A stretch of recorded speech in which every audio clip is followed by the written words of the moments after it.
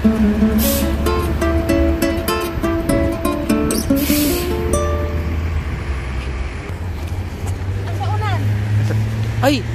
Oh shit! Naiyo.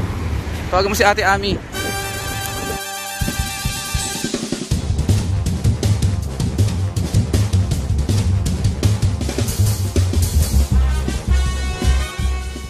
Good morning everyone! Good morning everyone! And welcome back to our channel. So for today's episode, we will going to show you traveling through public transportation from our place on the way sa aming workplace. Kung gaano kahirap ang palipat-lipat ng bus.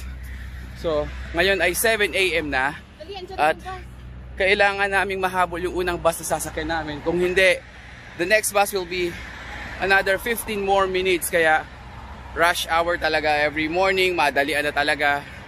And ito yung mga mahihirap na bagay dito sa Canada pag wala kang sasakyan.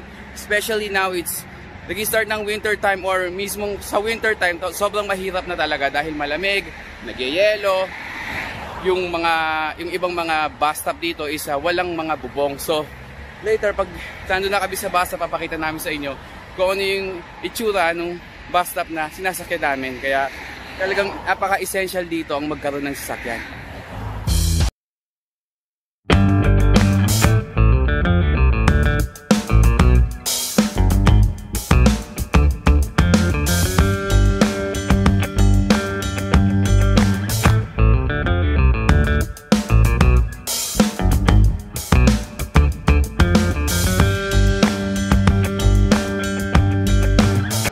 So like what I said, ito na yung bus stop na sinasakyan namin. Kita nyo yung pole, andito yung bus number na sasakyan.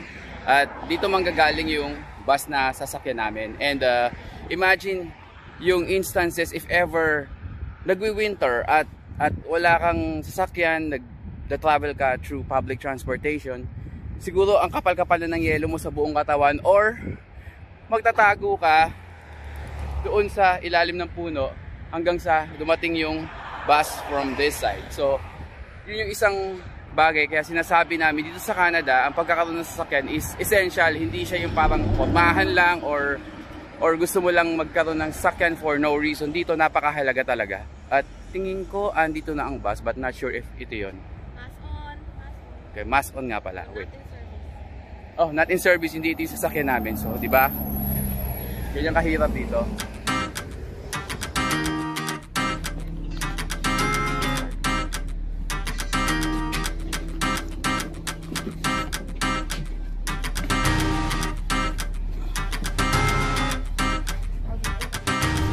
Life of being commuter. So, andito kami ngayon sa first bus going to our workplace in Mississauga, papuntang Bramalea City Center.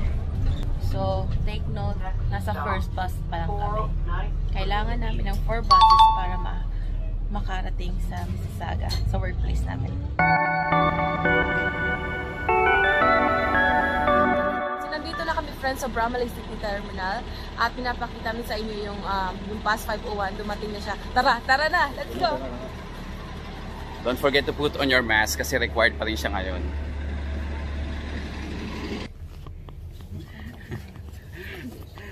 Ate, yun, hingal na hingal kakatakbo kasi hinabol namin yung bus. Hi, so meron akong friends dito sa bus. Commute ka kasi makikita mo yung friends mo kung anong itsura every morning.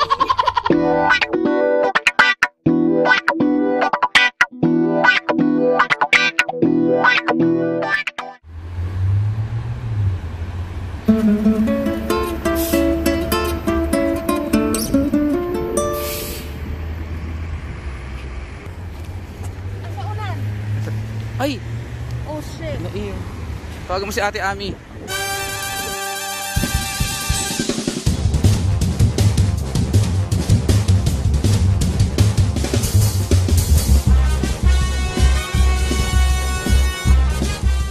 Kapa-vlog namin, naiwan yung bauna namin. Ha? Bababa ka bang downtown? O sige, puntahan namin dyan. Kuan, ibilin lang sa loob ng ano te, sa guard. Kung naay guard diha, ha? Okay. So ayan, pa na yung mga senaryo nga pag nag-commute ka, ang balunan to ara sa bus, kaya wala na. So, ikapin natin yun sa downtown. Oh, punta kami ngayon sa downtown. So mag-iiba yung route namin ngayon. Yan yung mga instances talaga pag walang sasakyan at medyo engs-engs ka. Inalanan sa Miami. Ayan, maghihintay ulit tayo ng isang bus na parating na naman, which is bus 501 on the way sa downtown para pick upin yung baon namin na naiwan sa bus. Buti na lang andun yung kaibigan namin para mag-keep safe noon at ibigay muna sa guard ng terminal. I hope na may guard doon. Kung wala. Imbis na 4 bus na lang kami, 5 bus na kami. Plus itong bus na to. Oh, happy Friday everyone! Te, iwan mo na lang sa guard yung yung lunch namin, te. Oo. Oh, sige, te. Salamat din, ha. Ay, nako. Abala. Abala. Pag may bit-bit ka, huwag mong kakalimutan. Kahit ano pa man yan. Tsaka pag may sasakyan ka at nagbabas ka, yung monthly ng sasakyan, $100 difference lang din. Kasi yun nga, kaming dalawa, it costs 200 plus din. So, yun nga lang, dito, hindi ka pwede mag-drive, kahit na afford mo bumili ng sasakyan, hindi ka pa rin pwede mag-drive hanggat wala kang license hanggang G2 to G.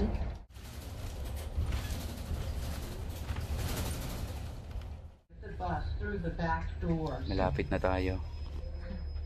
Hindi nga. Hindi nga. Ayan. Sige. Hindi pinulot kami ngayon sa kangkungan. Ito friends, okay pa to kasi walang winter pag nag-snow. Ay naku. Naku, yun ang mahirap talaga. Kung nag-snow ngayon.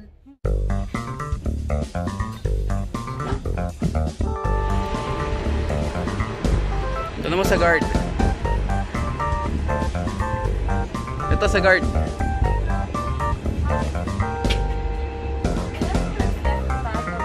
Yeah. So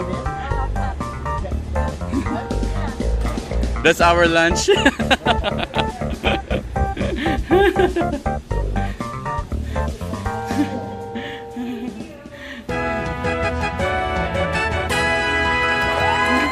And that's our lunch. What's the name of that lady? Ami. Amy? Okay, all right. Okay. I-am white. Okay, thank you. Yeah. Okay, bye.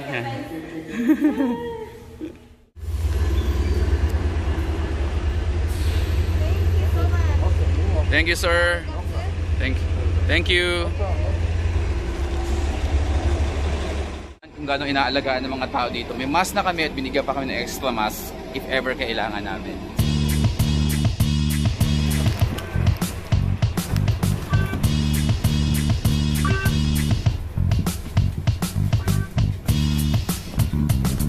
Ayan, make sure di ba na makakalimutan yan, ha? So, andito na kami sa isang bus. Pabalik ulit sa regular na sinasakyan namin. At we will be making sure na hindi na may iwanan yung baunan.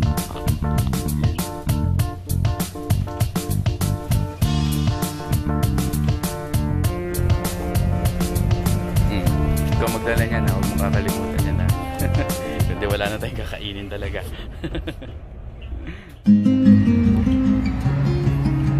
Ayan. Tawid na ulit kami. Kasi lunchbox mo. Ayan. Yay!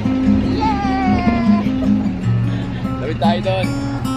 9, 8. Bilis ba? Bilis. 2, 1, 0. Mabot. Kapag Friday exercise.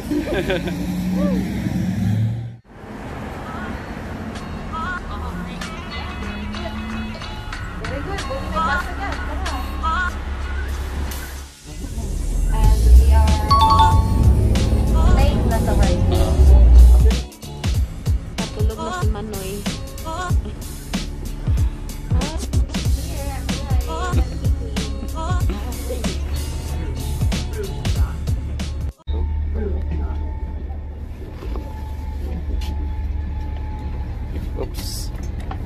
Saraduhan. Ito yung pinakagusto kong part ng umaga, almusal. Lagi kami nadaan dito sa Tim Hortons. Ayan. Para bumili ng kape at kung ano man pwede namin ngat-ngatin. Let's go.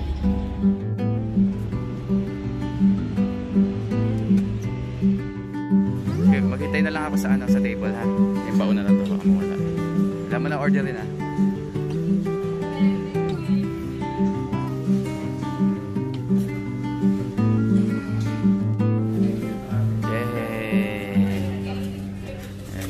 Alin ang sa atin dyan? Sa'yo, sa akin. Okay, there you go. Yep. Sa labas na kami maghihintay ng bus. Dala namin yung mga kape namin. Kasi pag na-miss out namin to, another 20 to 30 more minutes na naman. Baka malate na kami ng sobrang-sobra. Yan. Ayun na siya, nauna na. Go. So ilang minutes pa tayo? Bus 53, last bus. 2 minutes. 2 minutes, okay. Parating na yan. Namin. Already top. Thank you. Ayan, last bus. We made it. Sanmar. Oh, Sanmar. Yung mga clothing. Stop requested. Please exit rear door. Almusal ka muna, kuya.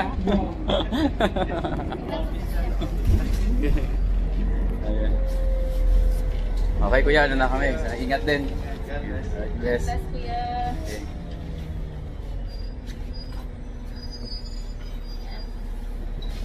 Okay, ayun. Pababa na tayo ng bus. At sa wakas, nakarating na rin. Malapit sa aming pinagtatrabahuhan. Yeah. So, di ba, nakita nyo kung yung mga struggle namin. Ay, mga mask, hindi ako makahinga. Yan, so, nakita nyo yung struggle pag walang sasakyan dito sa Canada, kung gaano kahirap, especially pag winter time. Tapos, mga instances na may naiiwan ka pang mga gamit, pagkain, o kung ano man yan, payong, o minsan nakakatulog ka sa biyahe, lumalagpas ka sa destinasyon na pupuntahan mo. Hindi lang yan.